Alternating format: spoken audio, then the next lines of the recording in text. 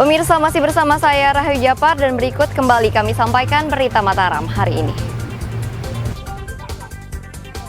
Terus-menerus digerus banjir, jembatan penghubung di Lombok Tengah terputus.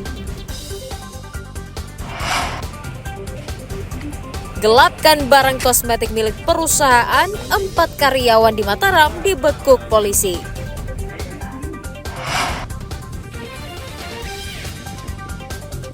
Mudah dibudidayakan dan menjanjikan keuntungan, petani di Lombok Timur mulai beralih membudidaya bunga marigold.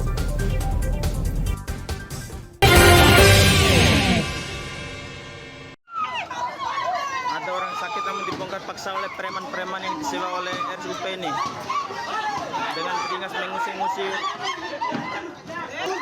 Upaya penertiban bangunan rumah singgah pasien oleh manajemen Rumah Sakit Umum Daerah RSUD Provinsi Nusa Tenggara Barat berlangsung ricuh. Kericuhan diduga karena sejumlah pekerja bangunan yang dibantu petugas keamanan rumah sakit membongkar bangunan tanpa ada komunikasi terlebih dahulu. Hal itu memicu kemarahan sejumlah pasien dan keluarganya yang masih menempati rumah singgah tersebut karena alasan masih menjalani pengobatan. Peristiwa tersebut langsung menuai sorotan masyarakat karena diunggah ke media sosial oleh salah seorang keluarga pasien. Sejumlah pasien menyayangkan pembongkaran rumah singgah tersebut karena selama ini menjadi tempat mereka menumpang sementara karena tidak memiliki biaya untuk menyewa kos selama berobat. Yang penting kita di sini walaupun sederhana, penting kita dekat sama IGD. Apalagi saya ini kan tetap masuk di IGD nih bang. Ya setelah 2 hari, 3 hari saya masuk, tapi tetap bayar saya di IGD itu. Ada BPJS-nya tapi? Ada, ada sampai BPJS. Tapi bayar? Bayar, sampai saya gade punya saya KTP sama istri saya. Dalam KTP kita juga. Sama KTP anak-anak di sini digade sama saya. Mereka terus melarang memasukkan pasien di sini. Jangan, padahal banyak pasien yang terlantar, yang tidak punya tempat tidur, tidak punya uang untuk sewa kos-kosan. Karena sewa kos-kosan di luar sini kan 1 jutaan. Jadi cukup berat bagi pasien yang dari jauh, tidak mampu. Relokasi dan pembangunan tempat baru itu dari penggusuran rumah singgah pertama, itu dijanjikan 3 bulan setelah itu. Tapi nyatanya tidak pernah dibangun sampai sekarang, 2 tahun sudah berlalu tuh. Merespon hal itu, pihak rumah sakit mengaku pembongkaran tersebut dalam rangka membenahi areal rumah sakit dan merelokasi rumah singgah ke tempat yang lebih layak. Harusnya kalau kita lihat dengan jumlah pasien aja sebenarnya tidak ada masalah. Tapi saya lihat orang tidak berkepentingan. Ya di situ. Nah sehingga saya lihat ya sudahlah. Nanti coba mudah-mudahan kita punya tempat. Alhamdulillah juga sudah ada di belakang yang 50 hari itu. Nah saya berkeinginan untuk merelokasi.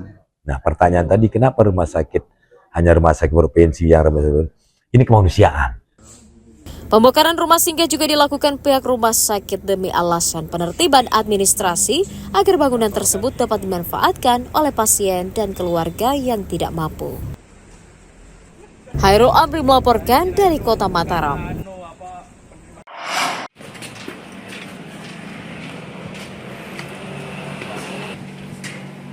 4 karyawan sebuah perusahaan penyalur kosmetik di Mataram diringkus polisi karena diduga menggelapkan ribuan buah kosmetik berbagai merek.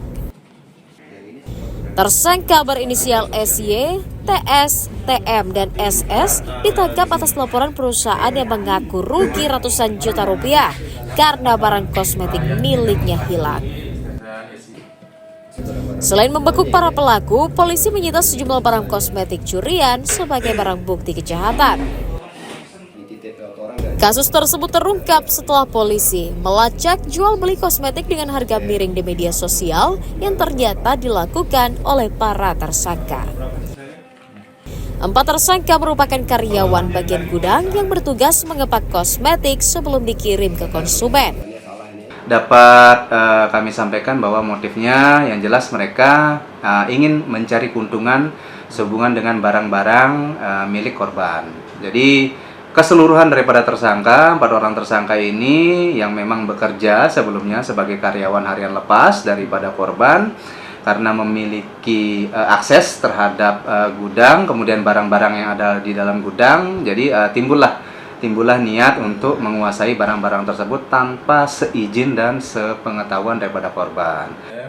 Tersangka mengaku menjual kosmetik curian ke media sosial, kemudian hasilnya dibagi rata untuk menambah penghasilan. Kalau body lotion itu 100 berbeda-beda kita jual, tergantung orangnya, mulai dari harga 100.000 sampai 175. Kalau harga tertingginya itu sesuai sama harga jual dari ownernya, tapi kalau misalkan keadaan kita kepepet butuh banget, jadi kita jual harga 100. Atas ulahnya, para tersangka dijerat pasal 372 junto pasal 64 KUHP tentang penggelapan dengan ancaman hukuman pidana minimal 4 tahun penjara. Awaludin dari Kota Mataram melaporkan.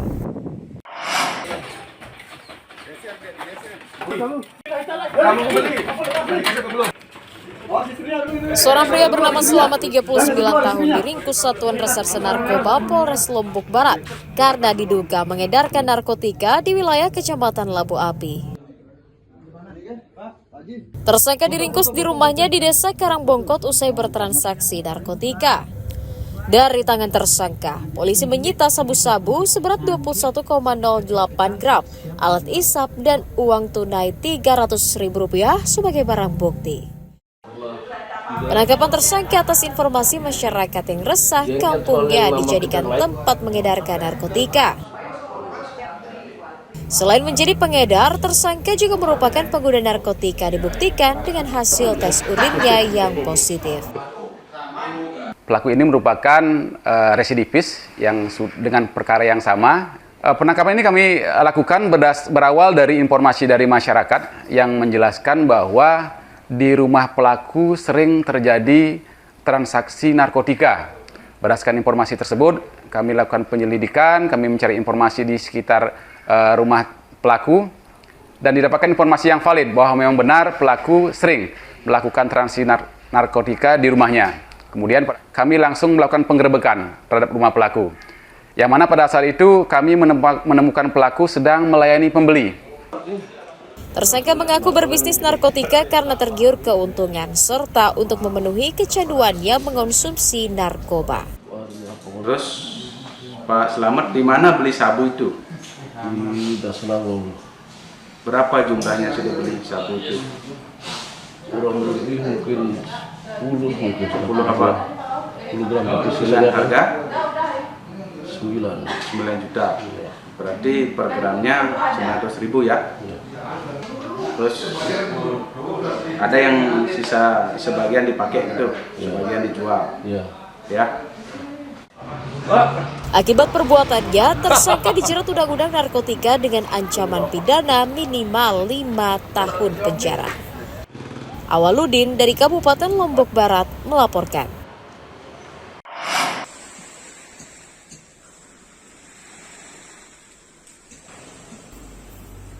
Puluhan pengelola wisata dan asosiasi industri perhotelan di kawasan wisata Senggigi mendesak pemerintah daerah segera memperbaiki fasilitas dermaga wisata sebagai salah satu penunjang ramainya kunjungan wisatawan. Pengelola wisata menyoroti minimnya perhatian pemerintah terhadap fasilitas dermaga yang kini butuh permajaan sejak direnovasi 5 tahun lalu. Belum mendukungnya fasilitas dermaga juga membuat terbatasnya angkutan kapal wisata menuju objek wisata Senggigi. Minimnya fasilitas dermaga membuat jadwal penyeberangan kapal hanya mampu menampung 2 trip penyeberangan per hari hingga berimbas pada minimnya kedatangan wisatawan dari Pulau Bali yang hanya mencapai 100 orang per harinya. Lagi fokus mengenai ini aksesibilitas ya. Dan yang mana kalau kita baca di berita sebelumnya bahwa Pemda juga sudah berkomitmen untuk merevitalisasi pelabuhan. Saya pikir ini angin segar bagi kita, yang mana faktor aksesibilitas inilah menjadi kunci utama kita di dalam mendatangkan wisatawan. Ya akhir tahun ini mungkin karena nggak terkejar ya, tapi sekarang ini kan udah bisa berjalan. Tapi kedepannya dengan direvitalisasinya kan itu bisa sekali mendarat itu bisa nyandar itu bisa 2 sampai dengan 4 fastboat, dan itu akan menjadi lompatan yang luar biasa. Pemda berjanji akan membenahi fasilitas pariwisata dengan menyiapkan dana sebesar 13 miliar rupiah. Kan sudah ada rencana, dan dari bahasa sih kan kita tidak terlalu jauh tahu kan soal anggaran apa, tapi dari bahasa fix sudah gitu. Anggaran yang untuk pembangunan kemarin dan expose terakhir itu memang sudah fix. Hal-hal yang belum dipenuhi, misal ada izin yang kurang atau rekomendasi sambil jalan, itu bahasanya Pak PJ kemarin sih. Dan kalau lagi lama bisa dia sampai 300 sehari yang high season yang turun. Berapa kapal? Ini satu manajemen saja ini yang 2 kali. 2 kapal Pak ya? Ya, bukan 2 kapal, 1 kapal 2 kegiatan istilahnya, 2 kali ya, 2 trip lah bahasa. Infrastruktur wisata yang layak diharapkan mampu menjadi daya tarik wisatawan untuk datang berlibur, khususnya menjelang akhir tahun nanti. Hairul Amri melaporkan dari Kabupaten Lombok Barat.